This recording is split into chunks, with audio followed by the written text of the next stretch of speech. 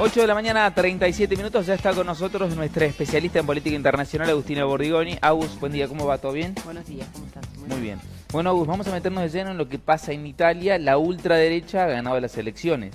Sí, la ultraderecha ganó las elecciones. Giorgia Meloni podría convertirse, y digo podría convertirse porque, digamos, es la candidata favorita a hacerlo, en la primera ministra del país, que además sería la primera mandataria mujer en ocupar este puesto, pero también la primera vez que un partido de raíces fascistas gobernaría el país después de la Segunda Guerra Mundial, no desde la Segunda Guerra Mundial. Así que realmente es una situación que en algunos sectores de Italia y del mundo ha generado preocupación también, ¿no? Esto empieza a marcar un poco, tal vez, la crisis política que se vive en cierta parte de Europa, teniendo en cuenta por ahí, bueno, algunas acciones que se han visto de otros partidos, el crecimiento de la derecha, teniendo en cuenta, bueno, que pone en peligro, según lo que tratan algunos especialistas, un poco cómo se vive la actual Europa. Bueno, claro, sí, tiene que ver con la crisis política en Europa, desatada en gran medida por la guerra entre Rusia y Ucrania, ¿no?, que generó una crisis energética, el aumento de inflación.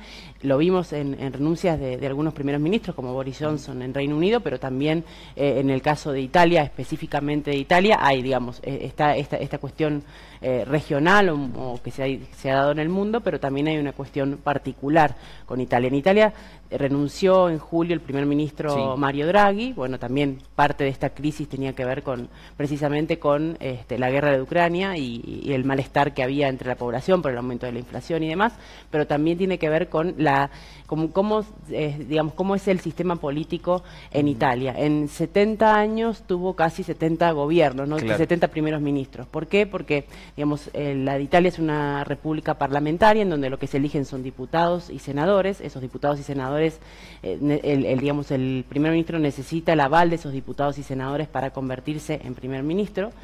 Y lo que fue pasando a lo largo de los años es que no solamente que había muchos partidos, a partir de los 90 como que empezaron a haber cada vez más y más partidos políticos, lo cual reflejó, digamos, una crisis institucional que ya viene dándose en el país desde ese momento, sino que también esos partidos se fueron reformulando, los miembros de esos partidos fueron cambiando hacia otros partidos porque la Constitución lo permite, es decir, cada diputado, cada senador tiene la libertad de cambiar de partido o de cambiar de opinión las veces que quiera. Entonces los apoyos fueron variando, ¿no? Y fue lo que pasó con Draghi también. Uno de los partidos principales de la coalición le quitó el apoyo, después le quitaron el apoyo a los demás partidos y bueno, eso fue lo que pasó. Por eso mismo es que, digamos, esa inestabilidad también es propia en parte también de Italia y no solamente digamos, por pertenecer a Europa, ¿no?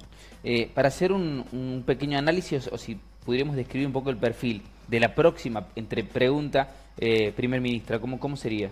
Bueno, Giorgia Meloni es bastante joven, tiene 45 años, desde los 15 está militando en política, se unió en ese momento al movimiento social italiano, que era, digamos, que derivaba del fascismo de Mussolini, ¿no? Entonces desde ese momento milita ahí. En estas últimas elecciones moderó bastante su discurso, pero siempre se manifestó, bueno, incluso su lema de campaña era Dios, patria y familia, y ella dijo que la familia, iba a defender la familia natural, entre comillas, iba a ir en contra de los grupos de presión LGTBIQ, ¿no? Entonces, ese es un poco el perfil que ella tiene de ultraderecha, una persona que además siempre fue de ultraderecha, que se manifestó de esa manera y que ahora moderó un poco su discurso para las elecciones, que se alió con otros personajes de la derecha como Silvio Berlusconi, que fue primer ministro del país, y con Matteo Salvini, que fue un ministro del Interior bastante polémico por sus políticas antiinmigratorias, ¿no? Que es una de las cuestiones que también Giorgia Meloni defiende, ¿no? Una política migratoria más dura. Bueno, promete también una reducción de los impuestos. Son todas cuestiones que promete y que tal vez, y también es un poco más euroescéptica, ¿no? Claro. Por lo general los líderes de derecha, ultraderecha, siguen estas mismas líneas.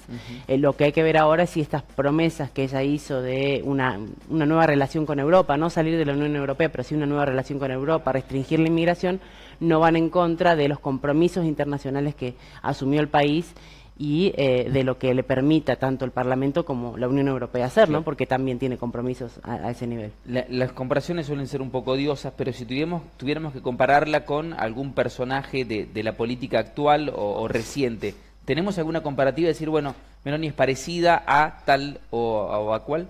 Sí, bueno, uno de los ejemplos más concretos y con la que se lo compara estos días es con Le Pen, que fue candidato también en Francia, ¿no? Y que tiene que ver con esto del avance de la derecha en Europa, ¿no? En Francia no pasó, pero en Francia incluso el mismo Macron reconoció que mucha gente había salido a votar para evitar que ganara la ultraderecha en Francia.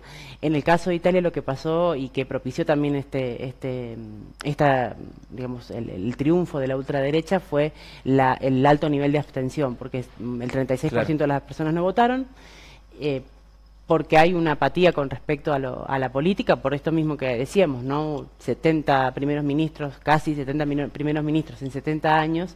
Habla también de una crisis no solamente institucional, sino también de confianza con la política, ¿no? No sabemos tampoco cuánto va a durar esta primera ministra, si tenemos en cuenta esto, ¿no? Y cuánto va a durar esa coalición, cómo va a manejar esto para mantener esas coaliciones y esos apoyos de los que se están nutriendo ahora, porque no es que su partido solo ganó las elecciones, ella logró un 26% de los votos, que es muy alto, porque en 2018 había ganado un 4%, digamos, había obtenido un 4% de los votos, ahora un 26%, pero necesita de los aliados de Berlusconi y de Salvini para poder gobernar. Con ellos llega al 44%. Bien. El hecho de que la derecha haya llegado a Italia, que tome una preponderancia de este nivel, ¿abre la puerta a la ultraderecha al resto de Europa? ¿O podría decirse, bueno, es Italia, tal vez, ¿qué puede quedar allí esta situación?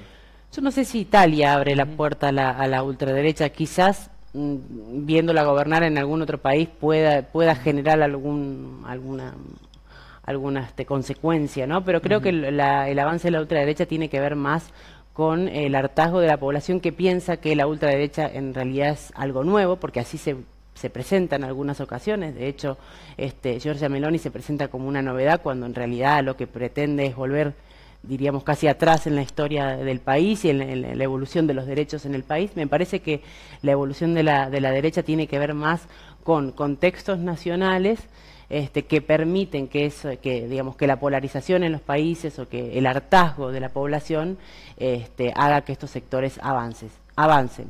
Y otra de las cuestiones que sí tiene que ver con Europa a nivel regional es el tema de la migración, ¿no? y el aumento de los flujos migratorios hacia Europa, que también genera sentimientos nacionalistas que propician a este tipo de personajes y de políticos, ¿no? Claro. Agus, la seguiremos. Muchas gracias. ¿Cómo no? Un placer, como siempre. Hasta las 10 estamos, dale.